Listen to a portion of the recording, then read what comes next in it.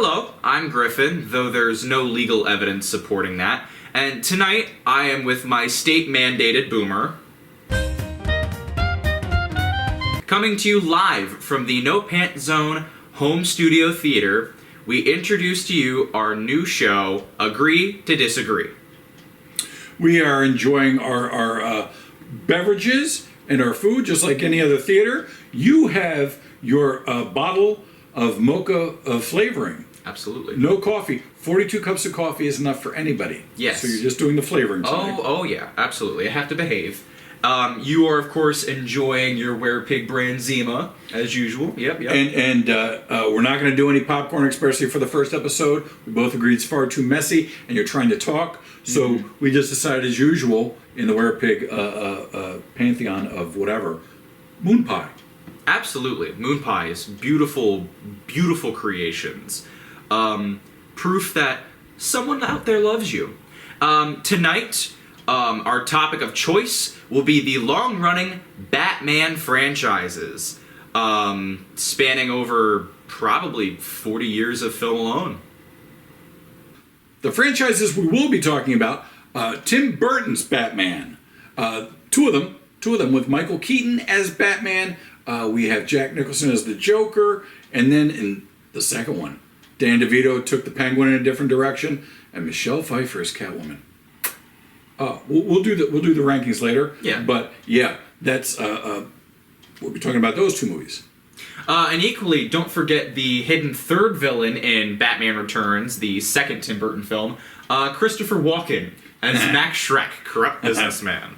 Yeah, there are three villains. Yes. You're correct. Equally, we will also be discussing the Christopher Nolan Dark Knight trilogy, starting off with Batman Begins, with Liam Neeson as Ra's al Ghul, Cillian Murphy as Scarecrow, the famous Dark Knight, the second film in the franchise, with Heath Ledger as the Joker, Aaron Eckhart as Two-Face, and then finally The Dark Knight Rises, with Tom Hardy as Bane, alongside Talia al Ghul, wrapped up in a nice package with Christian Bale as the Dark Knight.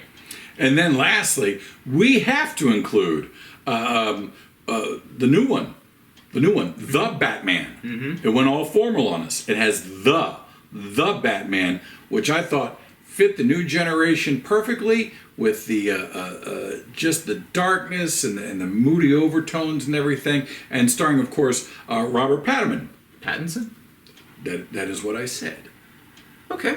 What we won't be discussing tonight for technicalities or time, we will be excluding the Batman animated series. It's adored, loved, and certainly earned its awards, but it would be comparing apples and oranges because it was an animated cartoon with voice acting as opposed to a live-action Hollywood blockbuster.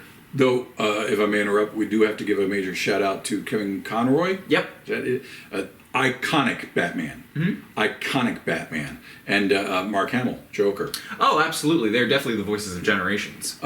We also, funny how I drew this card, we also won't be discussing the Adam West Batman. Mainly because a different time, a different style, it was campy, it was, more of the comic booky kind of thing of the era.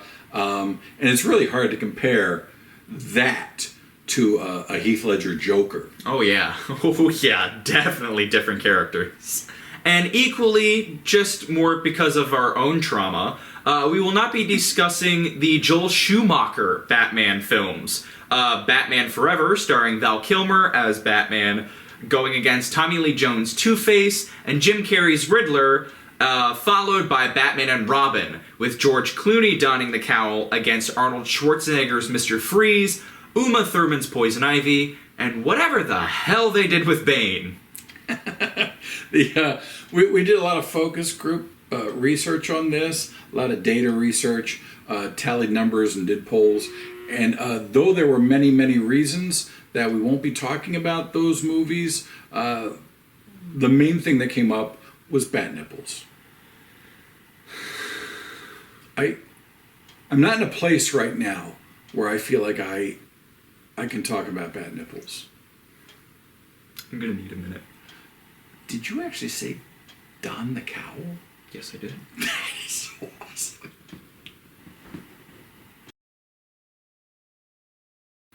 So you're obviously a fan of the Tim Burton Batman films. Booyah. So what makes that franchise so special? Why are they still talked about today? Well, they were the first.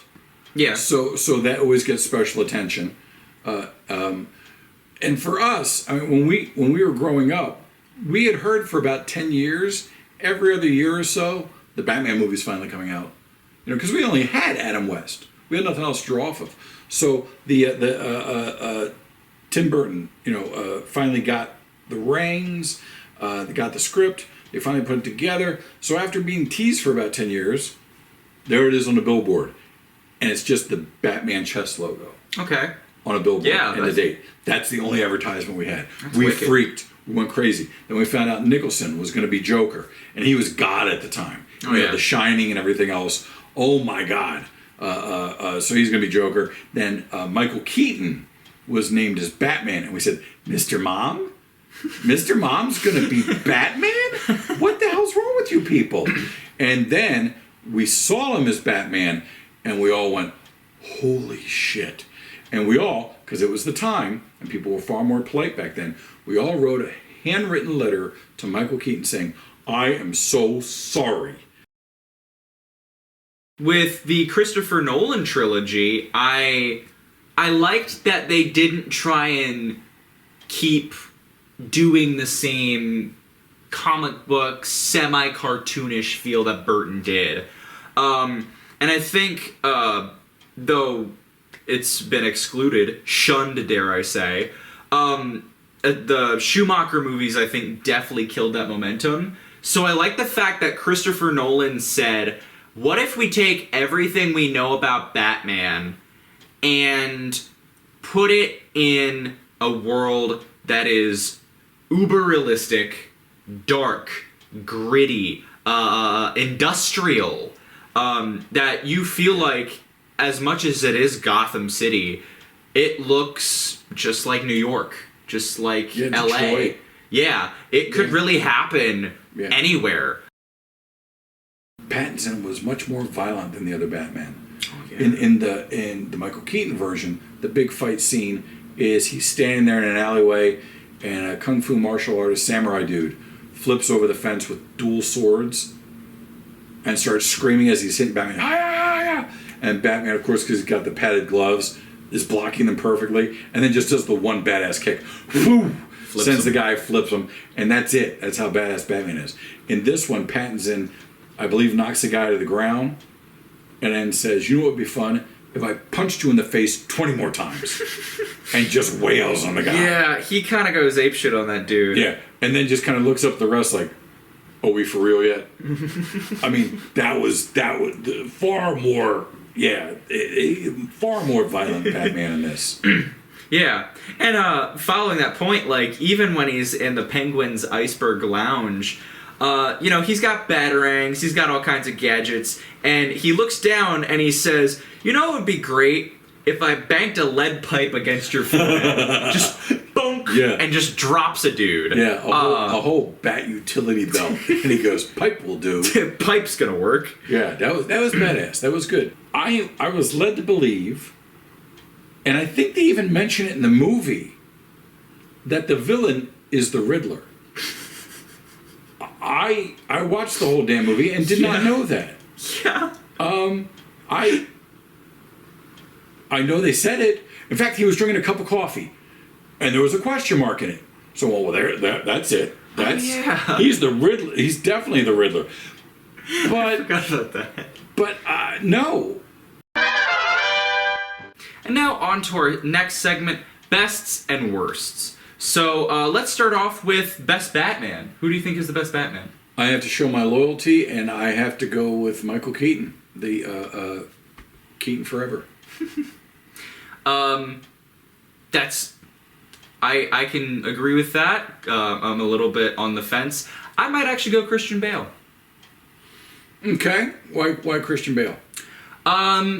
Whereas Michael Keaton had a lot more of the ethereal, ghostly kind of elements to him, Christian Bale gave a realistic militaristic, almost tactical version of Batman, where we got to see all of the different ways that he could outsmart his characters, not just with his fists, but being able to use a lot of different assets that he as Bruce Wayne would have. That's true. That's true. I will stick with Keaton because I thought he was brooding. Okay. Batman is definitely brooding, whereas your Christian Bale was far more analytical, brainy. He was definitely smart. Not that Michael Keaton wasn't smart, but he was more broody. Like what he was to do, look at the big screens all the time. He was brooding. And then the other thing is, I still don't think I've seen anybody who has balanced Bruce Wayne and Batman. I thought all Christian Bale was a playboy. So he was like horny Batman. I think in truly remodeling how a character that desperately needed one, I'm going to go with Tom Hardy's Bane. Oh. Yeah. Oh, that's a good one. Absolutely. Tom Hardy's Bane, man. That's really good. I mean, the only other time he's been in a live-action movie was in Batman and Robin, where he's basically just kind of Rocky Horror and Uma Thurman's frickin' sidekick, where I'm pretty sure his only dialogue, his actual only spoken word is "bomb." And the movie was. It absolutely was. Yeah. It's not good when your characters yell that out. And even he was so bad. George Clooney's Batman didn't even fight Bane in that. No, he let the kids get him. Yeah, he let the kids wrestle Go him. get Bane. Yeah. Whereas Tom Hardy reinvented how Bane is. Yes. With that respirator, the whole aesthetic, the fact that he comes out of nowhere. We don't know who he is. Yeah. He doesn't have an origin until discussed later. Only problem with Bane that I have, and fact check me if you would, because I'm not sure on this. I want to say Hines Ward got away. When he blew up the stadium, he's ran back to kickoff. I think Hines Ward makes it out. I don't know if he dies or not. I didn't see him die. I can't remember if I saw him die. I'm not a Pittsburgh Steelers fan. Bane, you do what you do, and you can't take out Hines Ward? You can't take out Hines Ward? Bad Bane. Bad. I'm actually, just to be different, I'm going to go with Hans Zimmer with the Christopher Nolan trilogy. Also good. Because I feel like with Batman's theme in that, Hans Zimmer gave a deep intensity, whereas Danny Elfman, of course, his thing, it's orchestral, it's gothic, it's whatever, but if you listen to it, it's The Simpsons, it's Beetlejuice. Danny Elfman does the same damn song every time, and people applaud him. He's like Sam Raimi with any other movie he's made. He's doing the thing! Whereas Hans Zimmer added a flexibility to the soundtrack where Batman, from the moment he drops in that driving bum, bum, bum, bum, that deep throbbing, pouncing feeling that's like, oh crap, Batman's here. Whereas Batman, the Danny Elfman soundtrack, definitely focused on the feeling of the movie in general. I think Hans Zimmer gave respect to each individual character. Each individual character has their own theme, their own piece of music. The Joker's soundtrack, Why So Serious, is terrifying.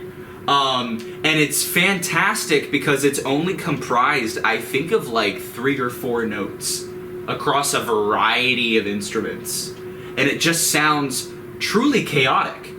And it's neat because there's different notes that are hit that you can hear a little bit of Goblin Suspiria in it. If you listen to it, there's little plucking noises that bung kind of bounce with it. And with Bane's theme, Gotham's Reckoning, from the very first beats, it sounds like he's about to walk out to SummerSlam. It is so intense and dramatic, and it hits quick and merciless right off the bat. it just doesn't pull any punches, just like the character. Something he does in the fight. There you go. That is so Batman. That's hard. I might go with oof. You know what? I'm gonna go with the giant clown from Batman Returns. Damn you! Where he you! he punches the guy, he doesn't fall down, and he slaps the dynamite on his nuts. And then he grins at him. That Michael Keaton toothy grin. And then he explodes. Yeah. That one is awesome. But you know what else is good? The other one where the other guy has Michelle Pfeiffer before she's Catwoman. Yeah. And he has the taser or something, and he holds her, and Batman lifts up his little bat shooter. Yeah. And it hits the wall behind him, and the guy laughs at him like, you missed. And he pulls the brick out. Oh, smashes the back of his head. Smashes the back of his head, and then just looks at Catwoman or Michelle Pfeiffer just like, whatever. You know, thank you. Yeah. She thanks him and she's doing this whole thing, and then he just he doesn't say anything, he just turns and walks away. Turns and walks away. That was Batman. That was cool too. Yeah. Giant clown, dynamite to the scrotum was awesome. Because of Michael Keaton. Again, that's why I picked Michael Keaton. That's that grin. Batman's not supposed to smile. He smiles when he puts a bomb in your pants. That's why, by the way, that's why it's the no pants zone. I saw that movie and I said, you're not going to catch me like that, Batman. There ain't nothing here to put a bomb in. Would you like to see in a Batman film? That they haven't used yet. They haven't even touched them. Oh, that's an easy question to answer. The Mad Hatter. Mad Hatter. The Mad Hatter, very underrated Batman villain. Hardly used, and when he is used, he is so awfully misrepresented. I feel like a lot of what he's become in comic books and in games where he's this creepy, unstable child abductor guy. Yeah. And for my generation, he was just a guy in a big hat and it would pop open and it would go like, woo, and hypnotize you. Yeah. To reduce him to a child kidnapper is so forced when I feel like the potential of the character has just barely been tapped into. So there's an awesome story that can be written about him. Yeah. Keeping the character that just hasn't been told. Absolutely. I'm going to go with Man-Bat. Because I just want to see a freaking Man-Bat. He doesn't even have to... He can just fly past Batman and scare the hell out of him one night. Like, Batman could be like, oh, I just kicked the crap out of the Riddler, who was actually in the movie. and then all of a sudden, you know, fly by and make Batman go, oh, Jesus. Oh, my God. You know, that would be that's all I need to see. But I want to see a Man-Bat. Who was the third one? I know, what, Michael Goff? Michael Guff. Michael Guff? The old horror actor, Mm-hmm. he didn't he get his ass whooped in Trog? He gets beaten by Trog. He gets a beat down by Trog. I love that guy. He and Michael Keaton particularly had a good chemistry. Mm-hmm. For me, I love Michael Caine because he's Michael Caine. Yeah, anything he's in, he's great. So he's Michael Caine. So, and I equally liked how where in the first one, Alfred was definitely an obedient servant. He'd mostly get pissed off if Batman didn't eat his tuna sandwich. You've gone 7 days without eating. Eat the tuna. Whereas Michael Caine was always breaking bad on Christian Bale. Yeah. Well, see, yes, you've done all those bloody push-ups if you can't even lift a log off. And he just, you know, that he was always busting him. You know, I'm not going to stay here to see you die. And walks out the door and comes back 10 minutes left. You dead yet? You know, but he always gave him crap. So I like that. And it's Michael Caine. Yeah. It's Michael Caine. Who was the third guy? I don't even remember who the third guy was. For Robert Pattinson? Yeah. Andy Serkis. Gollum? Yeah. That was Gollum. Yep. Oh, and King Kong. He was also King Kong. He's is- everybody. yep. He's everybody. He's every everybody. kind of monkey. He was. Oh God, I feel bad now. And he dies, I think. Does he die? He gets blown up by the Redditor. Oh.